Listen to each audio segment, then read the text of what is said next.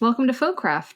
I'm your host, Temperance Alden. And I'm your co-host, Aaron Oberon. And today we're going to be talking about garbage magic, and more specifically, filth magic. So this is actually Aaron's topic, so I'm going to let you intro it. Yeah, so this is something that's near and dear to my heart in a lot of ways. And the little term that I've come up with that I enjoy is the animism of filth. And this is basically just kind of looking at those aspects of our world that we find disgusting, repulsive, or filthy, and often man-made, as just as full of spirit and just as critical to our bioregion as our entrenched swamps or majestic mountains. And then garbage magic as kind of a separate but related thing is a term that just helps kind of focus the conversation, basically literally utilizing garbage as your main method of magic, or kind of entangling the two to survive off of garbage. And so this is an interesting topic because it intersects into kind of our cultural norms a little bit, and it even intersects into privilege, and the privilege of being able to ignore some of the grosser aspects of our day-to-day lives. You know what this makes me think of, this topic in general? Do you know Emmett the Otter and his jug band? No. It does kind of remind me of what we're about to talk about, because Emmett the Otter went against all odds, and he took what he had, and it was literally this product that you use to clean filth, and he turned it into a musical instrument, and he made it into something that he could thrive with. And so in a lot of ways, it does remind me of the topic at hand. And I think that kind of ties into another point that I wanted to make, which is this is not a new topic by any means. It is something that I don't think is in the discourse, right? It's not something that a lot of witches are discussing. And that's my kind of predisposition is the witchcraft community, and typically the bioregional animism community or communities, because I think there's a lot of small ones. But this is by no means new, right? A quick Google will show you that there have been Roman gods of sewage. Clocina, which is, I think, where we get the word cloaca, which is the scientific name for a bird's butthole, basically. Fun bird fact. Means a bunch of other things. But so we have Roman goddesses of sewage and the removal of waste. There are a number of Japanese spirits, yokai and kami, who are related to toilets and feces. Some of them even crossing over into fertility, because what do we use as fertilizer? Dung, waste, excrement. So again, Hayao Miyazaki, being on the nose, Spirited Away talks about it briefly. Exactly. So, and I don't bring that up to be I know all about these things, but it's just to say that there's a deeper dive that other folks can do into these things.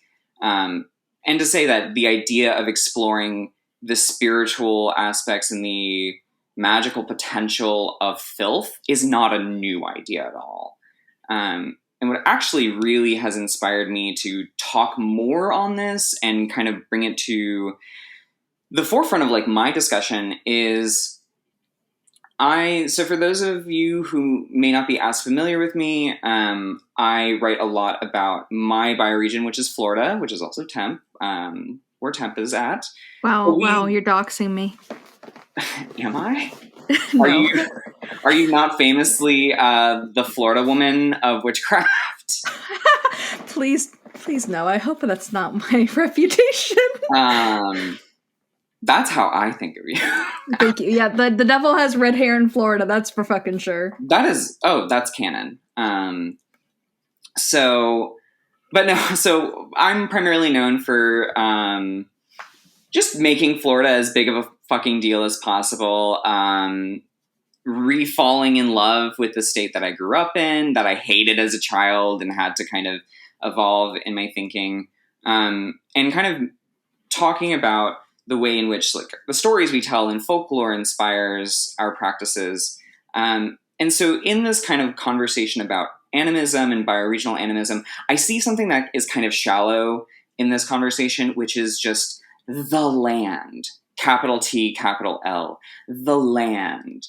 And people will talk about working with the land and being one with the land. And it goes no deeper than that. It's almost this status symbol, an online status symbol of being like, look how connected I am. Look how in tune I am because I know the land TM, right? Buy my Etsy witchcraft supplies. And shade. It's just something that I want people to explore. I want people to consider what is below that surface, right? Sure, you might have a connection to maybe the iconic animal of your area. Like for me, that would be an alligator, right? What is more iconic of Florida than the alligator? But let's go a little bit deeper. Let's go literally below the earth. Let's talk about things like, what does your geology look like? What is the bedrock of your area? And what are the spirits of your home, your apartment building, your dorm room? And below those, what are the spirits of your sewage system?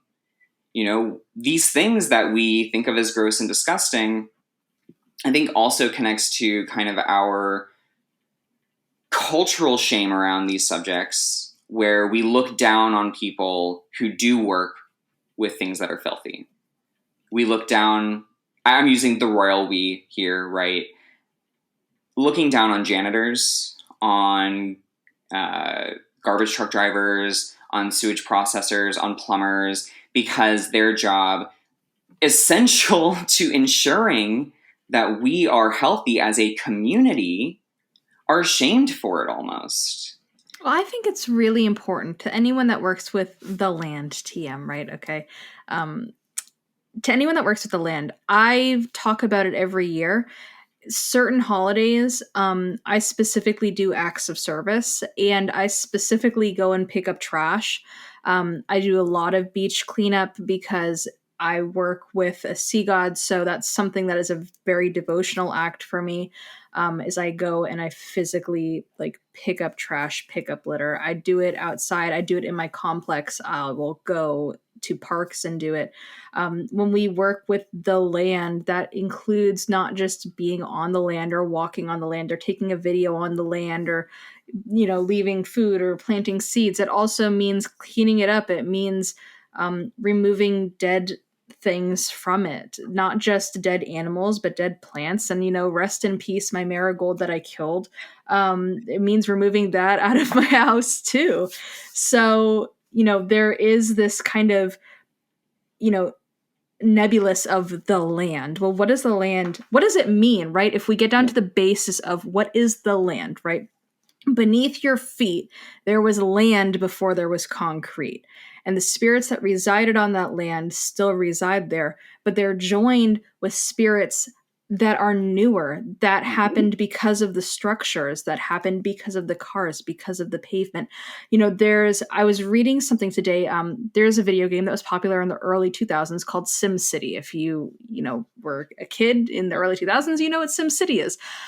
I was reading this article today from the creator of SimCity, who was trying to describe how he went out and he went to a city and he was measuring parking lots and measuring buildings because they wanted to make the game accurate to real life.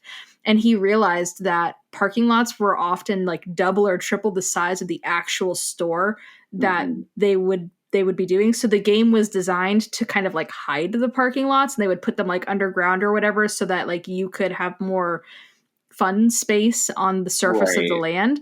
But for us as magical practitioners, as people who maybe have an animistic view of the world, it's really important to recognize where that pavement is being put in, where the plants are being chopped down, where the trees are being, you know, removed.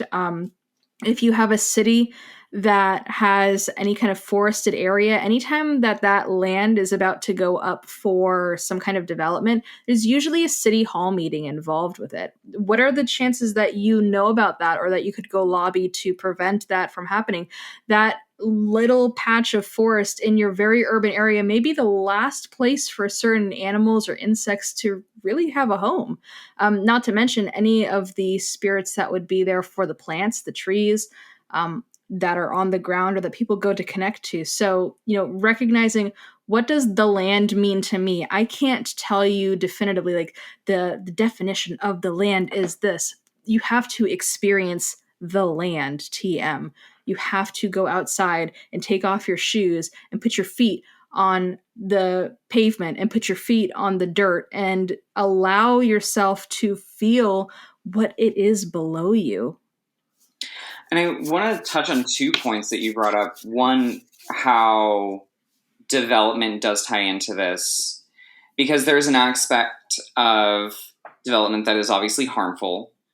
And then there's also the aspect of the development that already exists, which is kind of the vein that I'm trying to tap into with my practice currently.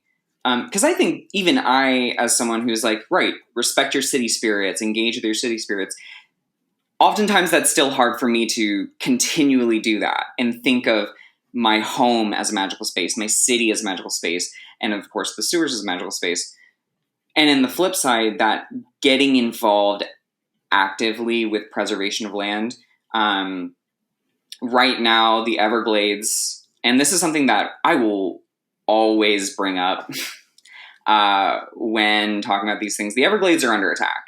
They have been under attack for generations at this point. I live on developed Everglades. Exactly.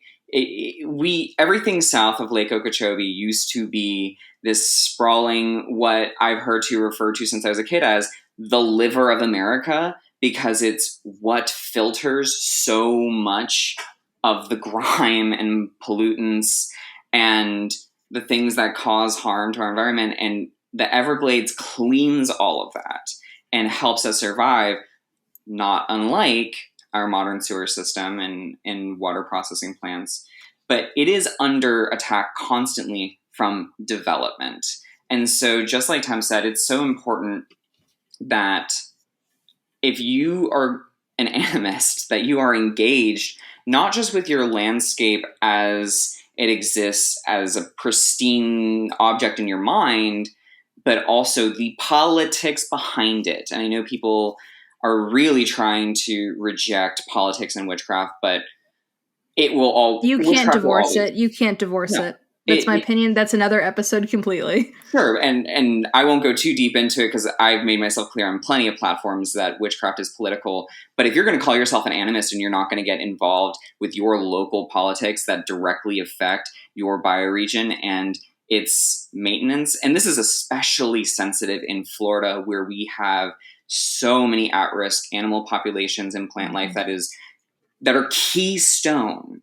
The gopher tortoise, the Florida panther, so many of our plants and animals are keystone in keeping us alive. The manatee, these important animals are so at risk. Oh, manatees make me cry, man. Manatees make me cry. And it's so important that we know what is happening with our waste, with the development happening around us. And I do definitely want to have a larger conversation about that. But where I wanted to kind of direct this today was facing your everyday life filth, right? Like literally your bathroom as a practitioner, your home as a magical place. How do we interact with the spirits that allow us to safely dispose of the worst parts of our body, right? And I hope no one is listening to this while they're eating. If you are, please feel free to pause and come back when you are not, because we will be talking about feces, excrement, urine, things that are gross. Look, I want to do one thing before I ask you a question, because if Yes. I don't say it now, I'm going to forget to say it. All right. If you are squeamish about putting urine in your spell work, then perhaps you're doing it wrong. I'm just going to put it out there. Mm-hmm. There's an element of that, and I've seen it online that beginners come in and they'll be like, I want to do like protection magic or whatever, and someone will be like, oh yeah, you do XYZ and like add a little bit of urine, and they'll be like, urine, oh my god, I can't do that. and there is a long-standing traditional historical basis for doing that. It's not a dead practice, and it's not, no one's like, jerking your chain on that. Like, really, a lot of people are out here doing it. And so, there are techniques. So if you are unsure of how to use these, because that becomes like a body tag lock, right? Are there other ways you could do that? Yes. But there are certain methods that are historically used for certain purposes. And so that's why they're suggested. And so if those methods aren't for you, if you're listening to this episode and you're like, you know what, I could never put urine in like my floor wash or XYZ, then maybe think of another way that you could do that type of magic. So protective magic that doesn't require that, because some of these things kind of do, and it's hard to get around that. Could you make a floor wash without urine? Yes, you could. Sure. But it's not going to be as strong as one with it, and that's just the truth. I mean, and that's the thing, right? Like, our bodies are power. Our bodies, and I don't want to get into the debate of bodies, as a queer body person, bodies are weird, man. Bodies are weird. Like, I'm non-binary, and going on a journey for myself. I've been non-binary for a long time, but very publicly just recently have been like, hey, these are my pronouns. I don't mind if it takes you a little bit of while to get used to it, but, this is where I'm at. And it's hard for a lot of people, I get that, but just being a queer-bodied person, there's a lot of weird conflict within my body. And I think we as a culture, and I'm specifically speaking of like American culture, even though that's not a monolith, it is close enough, right? There's so much shame integrated into our bodies. And part of the work of addressing animism towards filth can kind of help, and has helped me get more comfortable in my skin in a way. Mm-hmm. Because it makes me pose important questions that I think we don't pose. And it's very easy to get into like bathroom humor and like, yeah, laugh, chuckle, have fun with it. But how do you honor your piss? How do you honor, I hope you weren't going to keep us from getting an explicit rating. How do you honor your shit? How do you honor your blood, your spit, your falling hair, your fat rolls? Like, how do you honor these things that are a part of your body that everything tells you to be ashamed of or embarrassed about? And how do you integrate that into your existence? And I don't have the answer for that. It's hard. But I have been going on this journey of looking at filth spirits and sewer spirits as two sides of the same coin. Purity and contagion, or oh gosh, I had the word in my head and it just slipped right through, but that which is clean and that which is contaminated, which is the word I was looking for. I've expressed this through my art. I'm a linocut artist, and most of that art reflects what I'm exploring spiritually. So I have a piece that's a two-headed rat god that is kind of my devotional art to the sewers, to honor the cleansing that takes place in these rooms, right? So everyone thinks of rats as disgusting little goblin animals, but rats are typically actually very clean. They don't like to be dirty. They like to clean themselves pretty meticulously. And yes, there can be some scary rats. So this is, I view, in a metaphorical sense, this spirit as a two-headed rat, one which is the smooth down clean one, and one which is a little bit more disheveled and aged and caked with grime. Because when I need to do something like purification work on my body, on myself, whether it's to work on my own mental health, and whether it's to heal my body because I've got my own medical journey, aging is not fun. As an Aging elder is not real. millennial, If you're a witch, aging's not real. You'll stay young forever. As an aging millennial, elder millennial, I can tell you it is. you go through changes, and you come to appreciate the shower. And that sounds funny, but I appreciate the shower so much more. And I do so much devotional work in the shower, which is really about me thanking the spirits for washing these things away, me thanking the sewer for taking in the dirtiest parts of myself and allowing me to live a cleaner life by taking that. And so that's just the conversation. There isn't really an end point or a start point to this. It just is that conversation about how do we become, as animist and bioregional practitioners, fully incorporated with our spaces. And this was one that I think had gone really ignored, and I just want to continue that conversation and give my own examples. Like I said, especially when I have health issues that are bogging me down, my shower is like a sanctuary. It is the place that gives me relief. When I have migraines, the only time I feel any sense of relief is in a hot shower. And I know everyone can relate to that.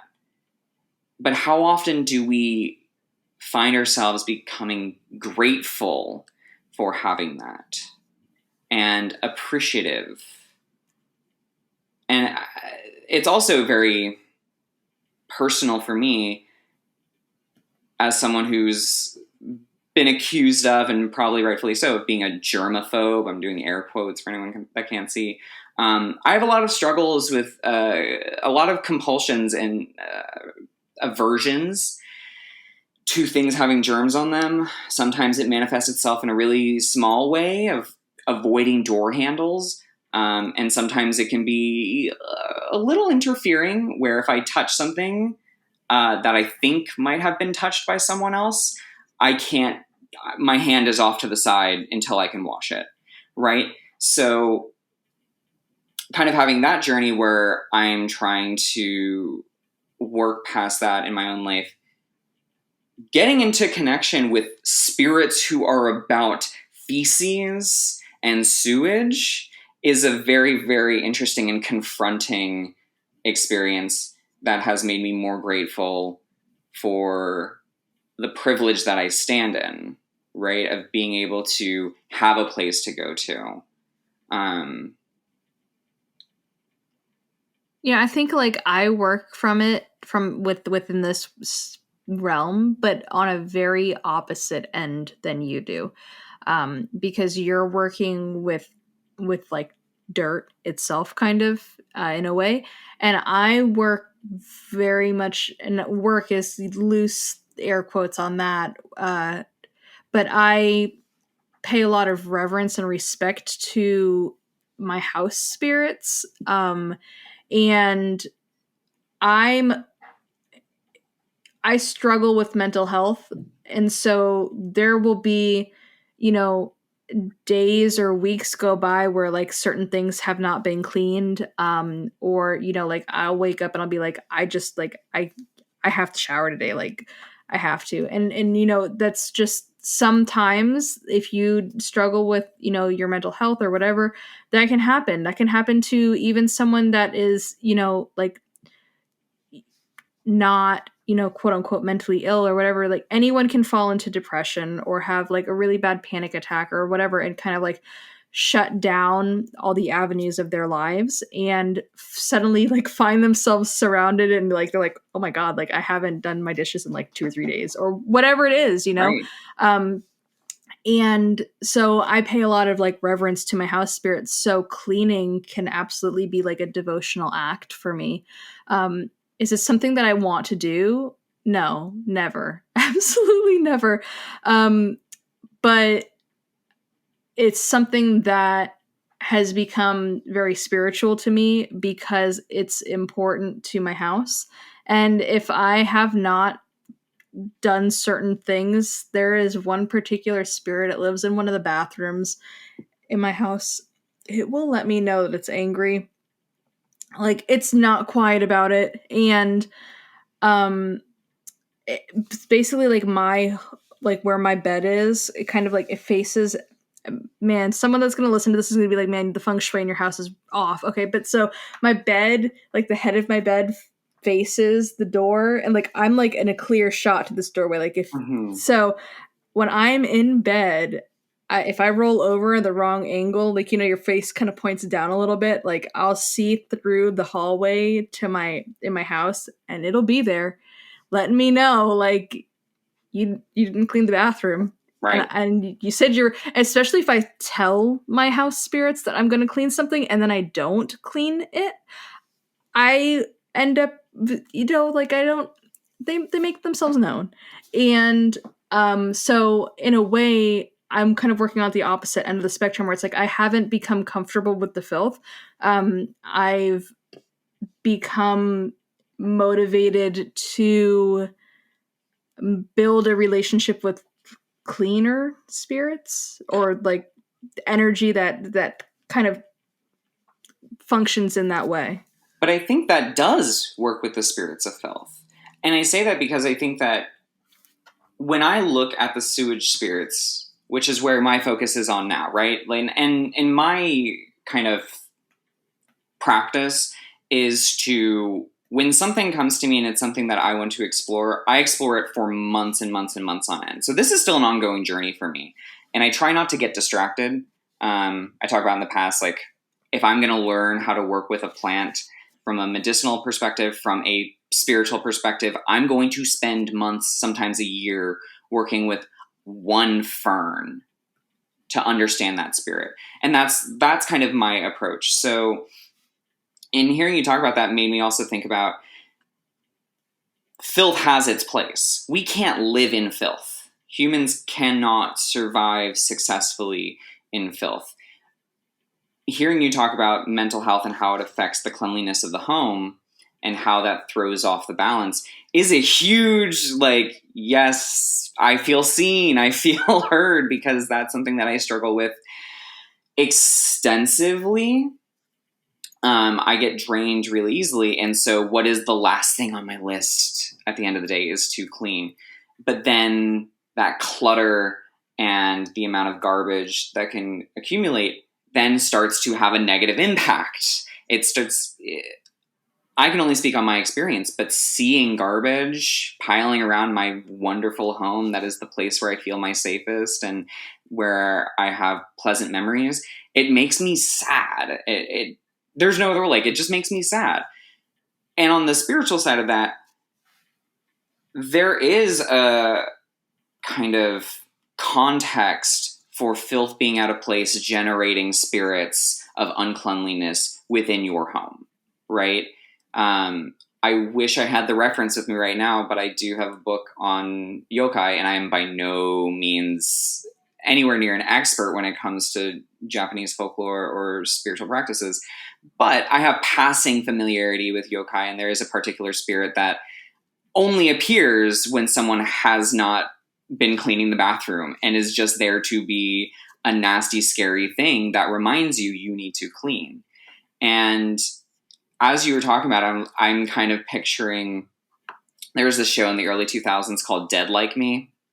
I don't know if you're familiar. Anyone who watched sci-fi as a kid in the mid 2000s might remember this, but they had these little death gremlins that would cause accidents for people that were like too young to die. And that's almost what this feels like to me, this idea of garbage accumulating and creating a space for these out of place spirits to be born, and out of place filth spirits to accumulate in your home. And that is a relationship you don't necessarily want to cultivate. You want to appease your home spirits. You want your house spirits to be the ones that are there and populating and bringing in joy. But when we have this filth that has been displaced and remains too long, we throw things out of balance. So I definitely think that even though you're coming at it from a different perspective of maintaining cleanliness, that ties directly into it, because everything has its place. Does that get more complicated when we think about things like landfills? It totally does. And that's another aspect that is worth exploring. But all of it continues to tie into each other. Yeah. So, what are some ways that you would use kind of garbage or filth magic personally? So outside of just connecting with those spirits, I think garbage magic is kind of this great equalizer, right? This is a conversation that's been ongoing about how witchcraft is inherently anti-consumerist, inherently anti-capitalist. And yet I think a lot of us still feel that pressure to have the nicest petition papers or the best tools, or, we have this idea that we have to do things with a very, very specific way. And yes, sometimes you do need to have a little bit of, your spirits want things in a particular way, things to be nice. But your garbage can probably contains everything you need to make magic.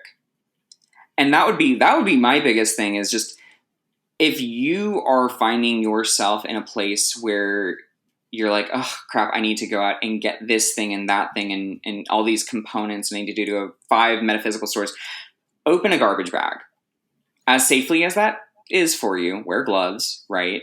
Open your garbage bag. Don't go to someone else's. Go to the Preface neighbor's all of house. this with it being, 2021 and we're in the middle of a pandemic, right? Don't get the police called on you. Yeah, no. But, find scraps of cardboard. If you are buying soda or seltzer water, cut that up and use that for your petition paper. Or using, like, everybody gets those garbage coupon books. They're not garbage. They have good coupons in them. Sometimes. I just ignore them.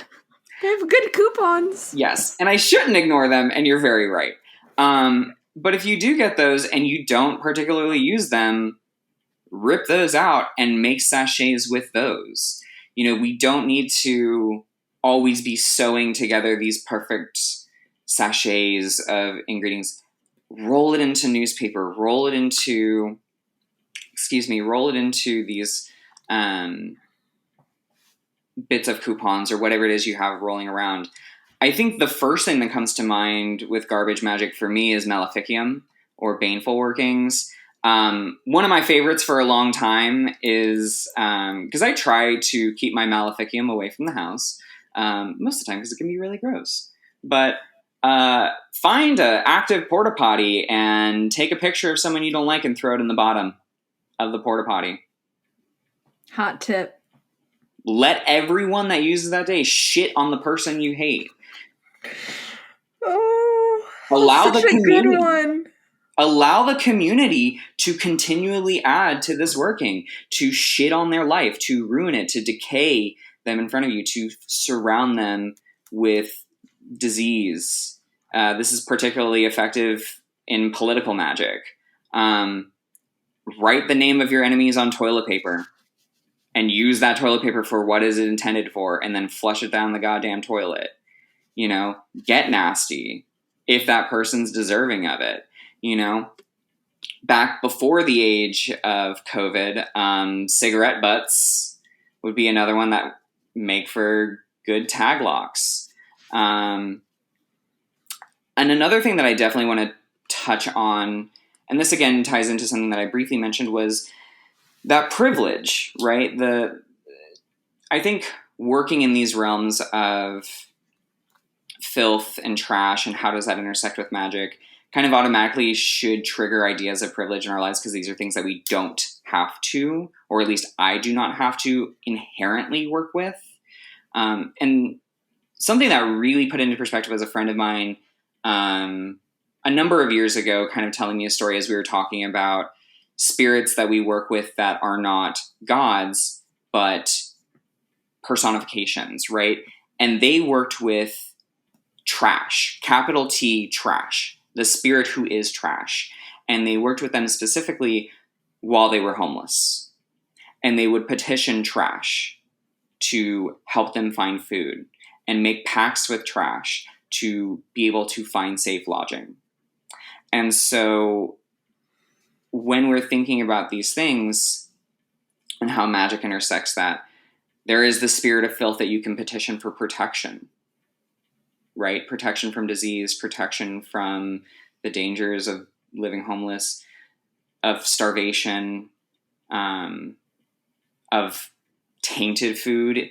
If you rely on for lack of a better term, dumpster diving as your primary means of procuring sustenance for yourself or your family, make pacts with those spirits, create charms. There's a lot of, in a lot of the older grimoires, there's a lot of treasure hunting magic that takes place. It's very prominent in like the Cunning Man's Handbook by Jim Baker. There's a whole section on treasure hunting magic, and all of this treasure hunting magic was for like literal gold, finding buried treasure, contacting the guardian spirits of these treasure troves.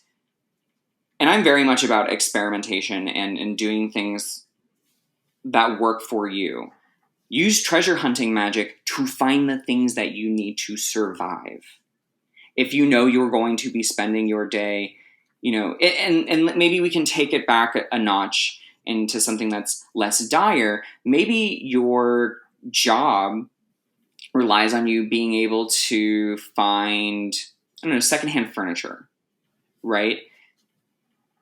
Create a charm, maybe what a treasure hunter might have used for their charm work, to tuck in your bra, tuck in your shoe, tuck in wherever, to lead you in the right direction, to turn down the right street to find these secondhand goods, or to just so happen to come by a restaurant right as they're about to throw out, fresh food and kind of luck out that way,